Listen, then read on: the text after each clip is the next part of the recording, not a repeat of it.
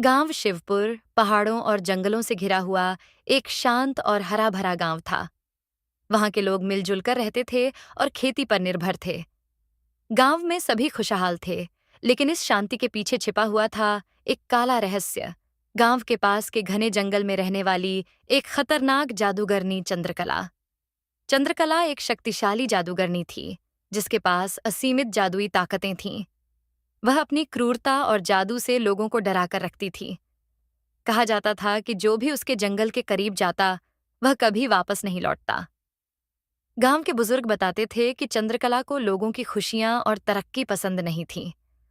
वह उनके सुख को छीनकर उन्हें दुख और तकलीफों से भर देना चाहती थी। एक दिन गांव में अचानक से अजीब घटनाएं होने लगीं। पहले तो गांव के कुएं का पानी सूख गया, फिर गांव के खेतों की फसलें मुरझाने लगीं। गांव के लोग एक एक करके बीमार पड़ने लगे, और जिनके पास ताकत थी, वे धीरे धीरे कमजोर हो रहे थे। रात के समय गांव में डरावनी आवाजें गूंजने लगीं। कोई नहीं समझ पा रहा था कि यह सब क्यों हो रहा है, पर सबको यकीन था कि यह चंद्रकला का श्राप है। गांव के बुजुर्ग पुजारी पंडित हरिहर ने कहा, यह श्राप तभी समाप्त होगा जब चंद्रकला को हराया जाएगा, लेकिन वो इतनी शक्तिशाली है कि किसी ने भी उसे हराने की हिम्मत नहीं दिखाई। गांव के कई बहादुर युवक जंगल में गए, लेकिन कोई भी वापस नहीं लौटा। लोगों का हौसला टूटने लगा, और हर रात गांव और भी भयभीत होता जा रहा था। गांव में एक विजय नाम का लड़का रहता था, जिसकी उम्र लगभग 15 साल थी, जो अपनी हिम्मत और बहादुरी के लिए जाना जाता था। वह अपने माता पिता के साथ साधारण जीवन जीता था। विजय अपने माता पिता से हमेशा यह सुनता था कि सच्चाई और बहादुरी ही सबसे बड़ी ताकत होती है।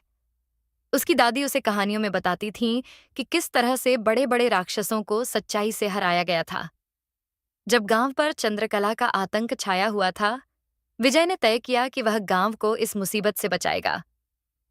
एक दिन रात को जब सभी सो रहे थे, विजय ने अपने माता पिता से आशीर्वाद लिया और अपने साथ केवल अपनी दादी की दी हुई एक रक्षामाला और एक लकड़ी की तलवार लेकर जंगल की ओर चल पड़ा। जंगल गहरा और खतरनाक था। चारों ओर अजीब आवाजें आ रही थीं, कभी जानवरों की चीख, तो कभी हवा की गूंजती हुई सरसराहट। लेकिन विजय का दिल बहादुरी से भरा हुआ था। वह जंगल के अंदर बढ़ता गया। अचानक हवा और भी ठंडी हो गई और चारों ओर अंधेरा छा गया। विजय को महसूस हुआ कि चंद्रकला का जादू शुरू हो चुका है। जैसे ही विजय एक पुराने पेड़ के पास पहुंचा, सामने अचानक चंद्रकला प्रकट हो गई। उसकी आंखें अंगारे जैसी जल रही थीं और उसका काला जादू हवा में फैला हुआ था। उसके लंबे सफेद बाल और उसकी डरावनी हंसी ने विजय के रोंगटे खड़े कर दिए। चंद्रकला ने हंसते हुए कहा, तू यहाँ क्यों आया है, नादान लाडके? क्या तू जानता नहीं है कि इस गांव पर अब मेरा शासन है? कोई भी मुझसे जीत नहीं सकता। जो भी मेरे पास आता है वह जिंदा नहीं लौटता। विजय ने बहादुरी से जवाब दिया, मैं अपने गांव को बचाने आया हूं। तेरा आतंक अब और नहीं चलेगा। तेरा अंत आज तय है। चंद्रकला ने विजय को देखा और उसकी मासूमियत पर हंसने लगी। उसने अपने हाथों से एक जादुई आग की लहर विजय की ओर भेजी, लेकिन विजय ने बिना डरे अपनी दादी की दी हुई रक्षामाला उठाई और जोर से मंत्र पढ़ा। तेरे कर्म का हो अंत, सत्य की हो जीत, बुराई का हो खात्मा। मंत्र पढ़ते ही माला से एक तेज रोशनी निकली और चंद्रकला के जादू को रोक दिया।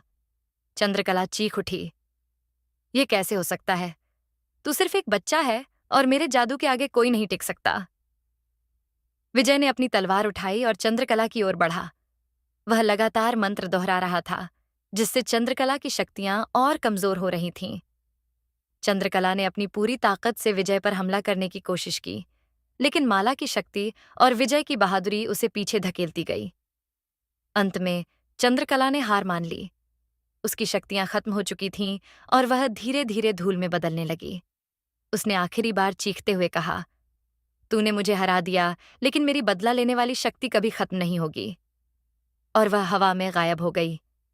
चंद्रकला के खत्म होते ही जंगल फिर से सामान्य हो गया।